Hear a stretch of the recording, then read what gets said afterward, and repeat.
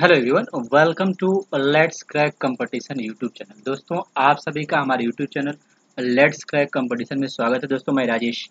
इस video session में हम इंडियन पॉलिटी के संविधान संशोधन से संबंधित पार्ट 5 लेकर आए हैं, जो कि लास्ट पार्ट है। दोस्तों, ऑलरेडी मैं पार्ट 4 अपलोड कर चुका हूँ। इसमें क्या है कि जो फंडामेंटल्स हैं, जो एनसीईआरटी पैटर्न पे जो प्रीवियस ईयर एग्जाम है उससे संबंधित और मोस्ट एक्सपेक्टेड जो क्वेश्चन है सारे एग्जाम के लिए, उन सारे वीडियो को मैंने संग्रहित किया हुआ दोस्तों।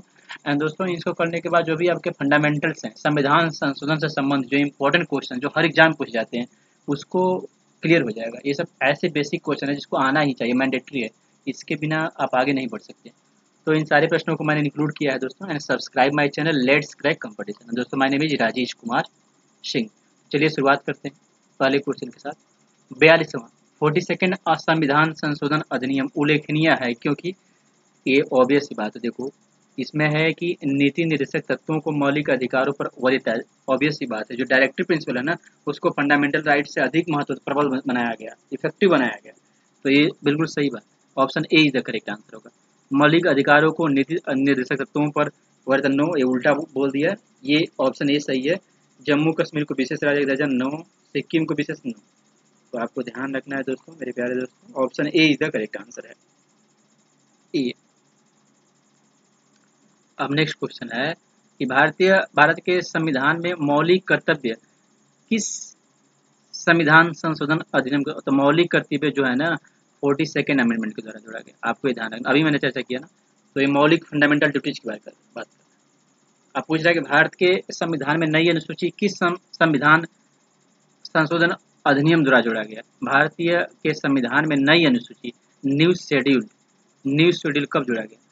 तीसरा संशोधन अधिनियम, चौथा, पहला, ऑब्वियसली पहला फर्स्ट अमेंडमेंट जो हुआ था उसी में भारत के संविधान में नई अनुसूची न्यू शेड्यूल को ऐड किया गया था। ठीक है, तो दोस्तों इस प्रश्न का आंसर हो गया कि नई अनुसूची कब जोड़ी गई थी।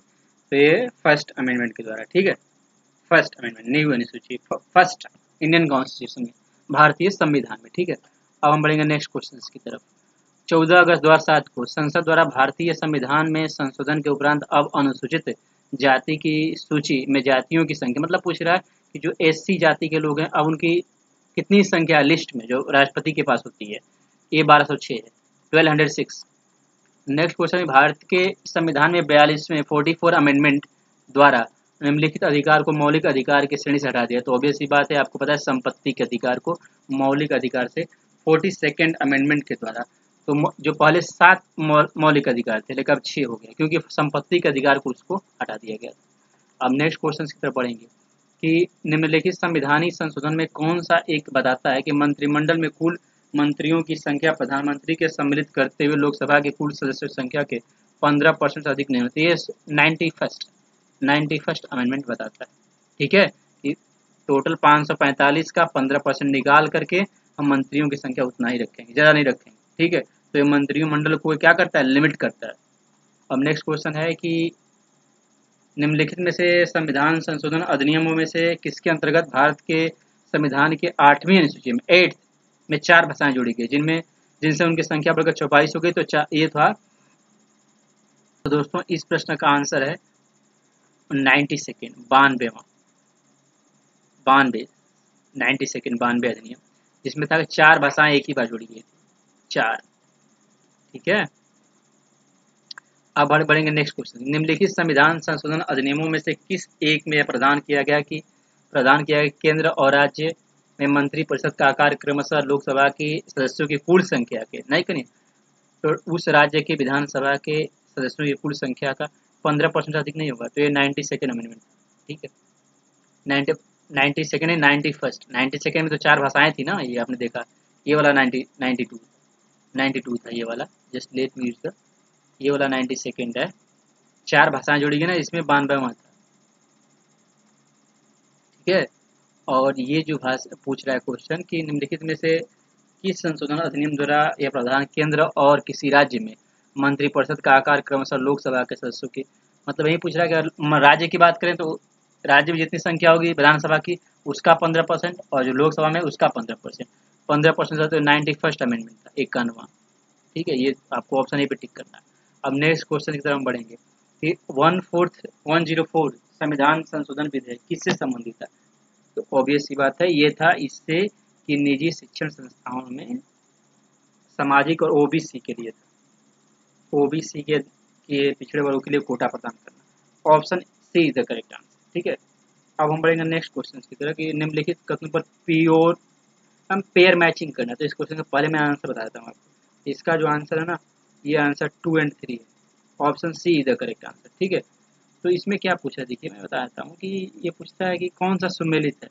दूसरे में क्या है, सर्व शिक्षा अभियान के अंतर्गत ग्रामीण क्षेत्रों तक में कंप्यूटर शिक्षा दिलाने का प्रावधान शिक्षा भारत के संविधान के 42वें संशोधन 90 दिया। समवर्ती सूची से मतलब ओबीएस की बात, शिक्षा पहले राज्य सूची में था, आ गया ये किसमें, समवर्ती सूची में और वन विभाग। तो ये 42nd अमेंडमेंट में हुआ था, ये बात सही है। और दूसरा है कि सर्व शिक्षा अभियान अंतर्गत ग्रामीण क्षेत्रों तक में कंप्यूटर शिक्षा दिलाने का प्रावधान, ये भी सही है। और पूछ रहा है कि भारत के 76 अमेंडमेंट के द्वारा 6 से 14 वर्ष के आयु के बच्चों के लिए निःशुल्क तथा अनिवार्य शिक्षा उपलब्ध करना।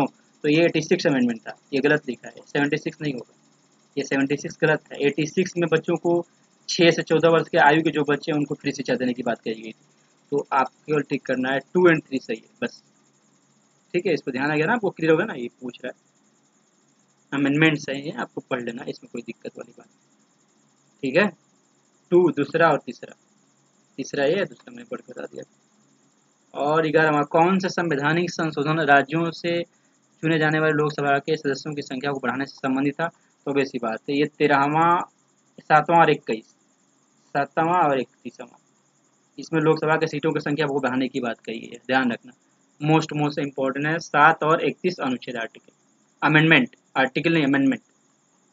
अब भारतीय संविधान का अनुच्छेद 51A नागरिकों के मौलिक कर्तव्य से संबंधित है, किस संविधान संशोधन द्वारा जोड़ा गया? तो ये था 42वां, 42nd। Option B is the correct answer. Next question की तरफ बढ़ेंगे। ठीक है, जो नेक्स्ट प्रश्न है वो एक निम्नलिखित में से भारतीय संविधान का कौन सा संशोधन पंचायती राज व्यवस्था को संवैधानिक दर्जा प्रदान करता है?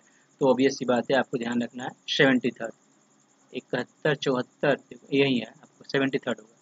ये जो पंचायती राज व्यवस्था को कॉन्स्टिट्यूशनल बॉडी जारी करता है 73 अमेंडमेंट। ठीक है, तो यही पंचायती राज व्यवस्था को, और 74 किसको, नगर पालिका। 74 भारतीय संघ से किस राज्य के पृथक होने के प्रतिबंधित किया गया? तो देखिए ये बात है, आपको मैं बताता हूँ, 16वां अमेंडमेंट था। हाँ, ये 16वां अमेंडमेंट था। इसमें ये बोला गया कि किसी भी राज्य को, भारत का अखंड राज्य है, वो भारत से अलग नहीं हो सकता। तो ये 16th अमेंडमेंट था, भारतीय संघ से भारतीय यूनियन से किसी राज्य के पृथक होने को प्रतिबंधित किया गया। ठीक है, तो आपको ध्यान रखना है, ये था कौन सा, 16th अमेंडमेंट। अब नेक्स्ट क्वेश्चन की तरफ पढ़ेंगे कि संविधान संशोधन करने के लिए विधेयक को वीटो करने की राष्ट्रपति की शक्ति सहमति देनी होगी, सबसे स्थापन करने की संशोधन द्वारा छीन ली गई। ये था कि दोस्तों इस प्रश्न का आंसर है 74 अमेंडमेंट। ठीक है, कि संविधान संशोधन करने के विधेयक को वीटो करने की राष्ट्रपति की शक्ति सहमति देनी होगी। मतलब संविधान संशोधन करने के विधेयक को वीटो करने की राष्ट्रपति की जो शक्ति थी होगी, शब्द से स्थापन करके किस संशोधन छीन लेगा? तो 24 अमेंडमेंट में राष्ट्रपति को वीटो पावर था ना, उसको हटा दिया गया। तो 24 अमेंडमेंट के द्वारा, इसको ध्यान रखना है, वीटो पावर नहीं होगी राष्ट्रपति की, संसद ही सुप्रीम रहेगा। और किस संविधान संशोधन एक्ट के तहत मतदाताओं की आयु 21 वर्ष से घटाकर 18 वर्ष कर दी गई? तो 61, option A is the correct answer. 62 no, 63 no, no. और किस संविधान संशोधन द्वारा, अधिनियम के द्वारा भूतपूर्व देशी राजाओं को प्रिविलेज, मतलब प्रिविलेज जो विशेष दर्जा होता था, जो देश के जो राजा होते थे ना, उनको उपाधि धारण करते थे और उनको विशेष अधिकार मिलता था। तो ये 26वां था, 26। और भारतीय संविधान के किस संशोधन के द्वारा स्पष्ट रूप से व्यवस्था की गई कि भारत के राष्ट्रपति मंत्रिपद की सलाह को मानने के लिए बाध्य है? तो ये 42nd है, 42वां। ठीक है, इसमें बोला गया कि मतलब स्पष्ट रूप से बात बताई गई थी कि जो मंत्रिपरिषद जो होगा वही सुप्रीम होगा, उसकी बात को राष्ट्रपति को मानना ही होगा। तो यही 42nd अमेंडमेंट में किया गया। ठीक है, आपको इस बात को ध्यान रखना।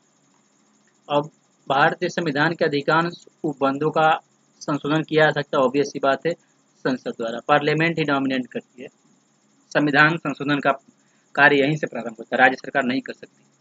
तो वही पूछ रहा, अधिकांश मैक्सिमम आर्टिकल जो है कौन संशोधन करता है? संसद करती है। और यह है वर्ष 2012 का 97 संशोधन अधिनियम किस वर्ष से संबंधित है? किस विषय से क्या सब्जेक्ट है, क्या थीम था, किस लिए बना, ऑब्जेक्टिव क्या था? तो सरकारी समितियों कोऑपरेटिव सोसाइटीज गठन एवं प्रक्रिया, ये 97 अमेंडमेंट था 2012 का, तो उससे संबंधित है। तो दोस्तों ये रहा पूरा कंप्लीट वीडियो। तो आप ये मैंने पूरा 5 पार्ट को खत्म कर दिया इस वीडियो में, ठीक है। तो ये रहा पूरा संविधान संशोधन से संबंधित कंप्लीट वीडियो। आपको कहीं भी डाउट हो, कुछ भी हो, तो आप कमेंट करके पूछ सकते हैं दोस्तों। तो दोस्तों subscribe my channel let's crack competition, like comment and share. So दोस्तों मैं Rajesh, once again subscribe my channel, like comment and share. Thank you दोस्तों once again।